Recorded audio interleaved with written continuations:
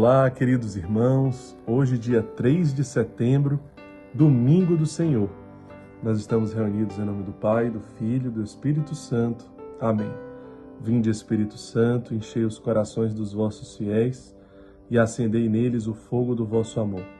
Enviai, Senhor, o vosso Espírito e tudo será criado, e renovareis a face da terra. Oremos.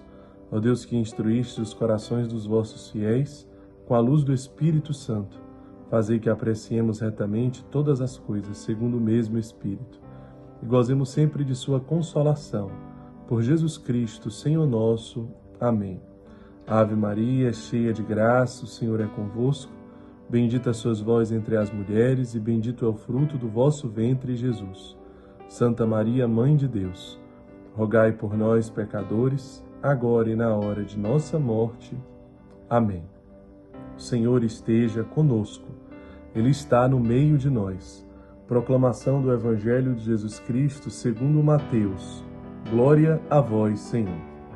Naquele tempo, Jesus começou a mostrar a seus discípulos que devia ir a Jerusalém e sofrer muito da parte dos anciãos, dos sumos sacerdotes e dos mestres da lei, e que devia ser morto e ressuscitar no terceiro dia. Então Pedro tomou Jesus à parte e começou a repreendê-lo, dizendo: Deus não permita tal coisa, Senhor, que isso nunca te aconteça. Jesus, porém, voltou-se para Pedro e disse: Vai para longe, Satanás. Tu és para mim uma pedra de tropeço, porque não pensas as coisas de Deus, mas sim as coisas dos homens. Então Jesus disse aos seus discípulos: Se alguém quer me seguir, renuncie a si mesmo, tome a sua cruz e me siga. Pois quem quiser salvar a sua vida vai perdê-la, e quem perder a sua vida por causa de mim vai encontrá-la. De fato, que adianta ao homem ganhar o mundo inteiro, mas perder a sua vida? O que poderá alguém dar em troca de sua vida? Porque o Filho do Homem virá na glória do seu Pai com os seus anjos, e então retribuirá a cada um de acordo com a sua conduta. Palavra da salvação, glória a vós, Senhor. Então, meus irmãos, nós elencamos aqui 5 pontos, de forma objetiva, para conduzir o nosso palavra encarnada desse domingo.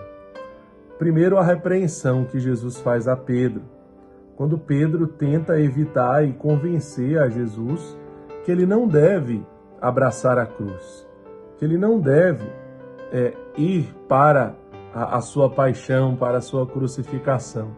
Jesus diz: afasta-se de mim, Satanás, vai para longe, Satanás. Tu és para mim pedra de tropeço, porque não pensa as coisas de Deus, mas sim as coisas do homem.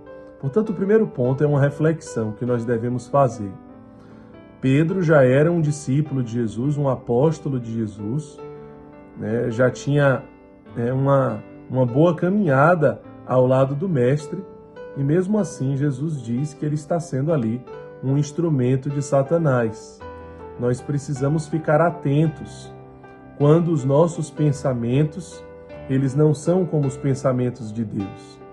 Exatamente quando nós queremos preferir um caminho mais fácil, mais largo, o caminho da comodidade, o caminho do bem-estar, ao invés de abraçar o caminho da cruz. Nesse momento, segundo Jesus no Evangelho, nós não estaremos sendo instrumentos de Deus, mas instrumentos de Satanás.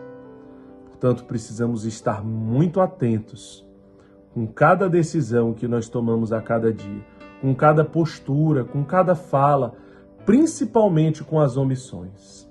Principalmente com as omissões.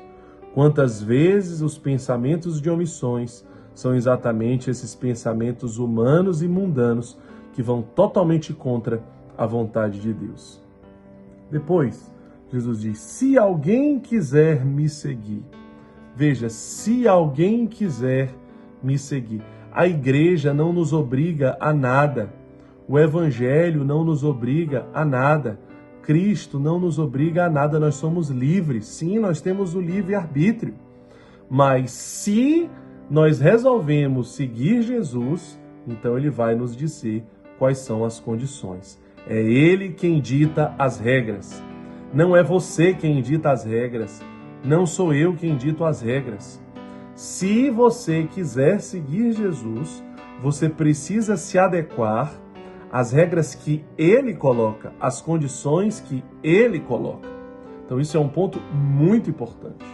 Quantas vezes nós queremos colocar as condições? Eu gosto assim, eu quero assim, eu prefiro assim, eu penso assim. A comunidade deveria ser assim, ou a igreja deveria ser assim. Mas o evangelho deveria ser assim. Mas o conselho deveria fazer assim. Não somos nós quem elencamos a vontade de Deus. É o Espírito de Deus que sopra. Terceiro ponto. Já vamos aqui para as condições que Deus coloca, né? Se alguém quiser me seguir, renuncie a si mesmo, tome a sua cruz e me siga. Renuncie a si mesmo, tome a sua cruz. Aqui está a essência do cristianismo. Onde está a essência do cristianismo?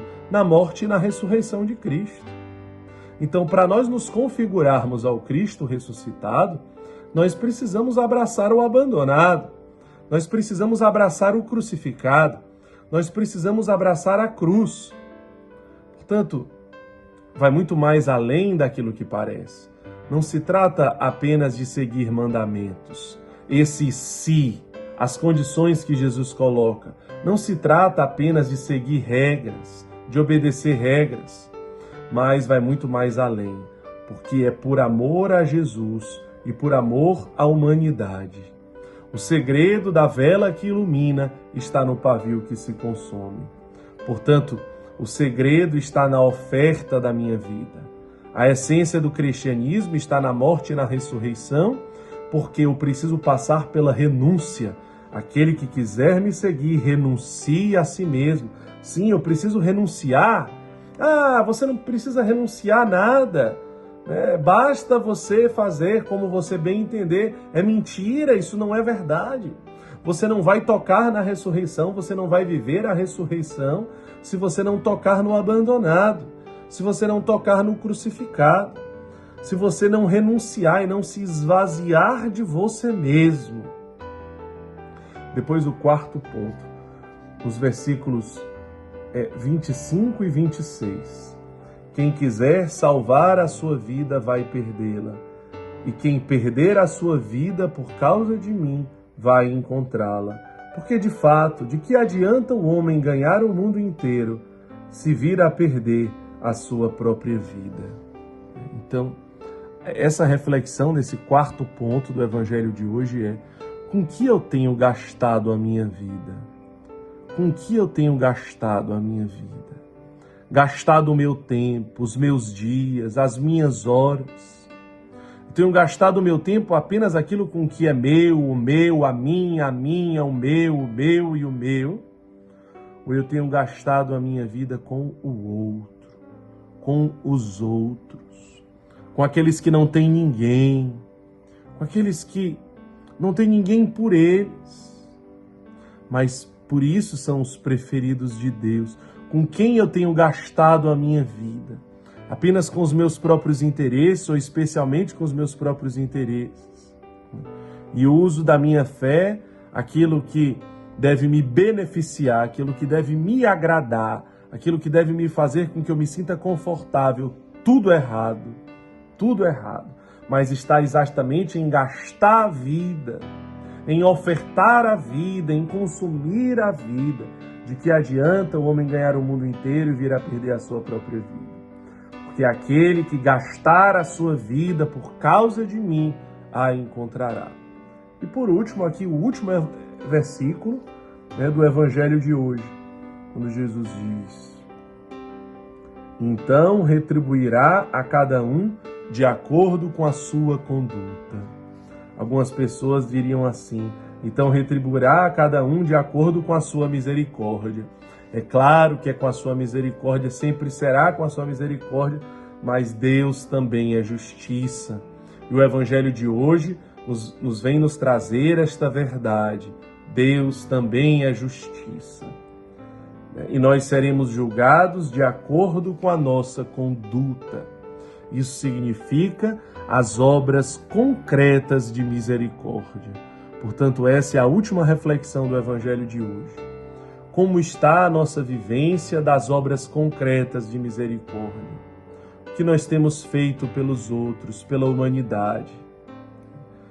Vinde benditos de meu Pai, porque eu tive fome, me destes de comer. Apartai-vos de mim, malditos, porque eu tive fome e não me destes de comer. Louvar, adorar a Deus, não somente em palavras. Amar, não somente em palavras, mas através de atos concretos de amor, porque a fé sem obras ela é morta. Portanto, que o Evangelho de hoje nos traga essa reflexão tão concreta. Como nós temos vivenciado, como tem sido a nossa conduta, as nossas obras. É vendo as nossas boas obras que o mundo glorificará o Pai que está nos céus, mas não necessariamente escutando as nossas palavras, mas vendo as nossas boas obras, como estão as nossas boas obras. Que o Senhor nos abençoe nesse domingo, em nome do Pai, do Filho e do Espírito Santo. Amém.